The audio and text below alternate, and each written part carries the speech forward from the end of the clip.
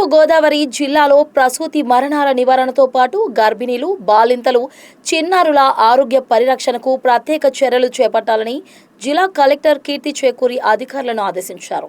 అధిక ప్రమాద గర్భిణీలను ముందుగానే గుర్తించి నిరంతర వైద్య పర్యవేక్షణలో ఉంచాలని, పౌష్టికాహార లోపం ఉన్న చిన్నారులపై ప్రత్యేక దృష్టి సారించాలని సూచించారు.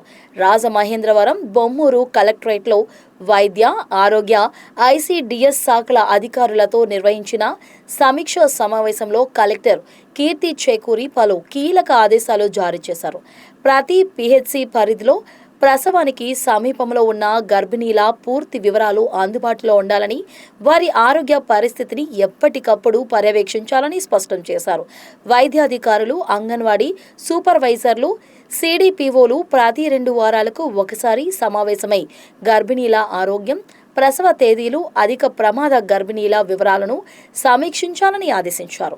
ప్రభుత్వ ఆరోగ్య కేంద్రాల్లో ప్రసవాల సంఖ్య పెంచేందుకు చర్యలు తీసుకోవాలని, గర్భిణీలు ప్రైవేటు ఆసుపత్రులను ఆశ్రయించే కారణాలను క్షేత్రస్థాయిలో గుర్తించాలని సూచించారు.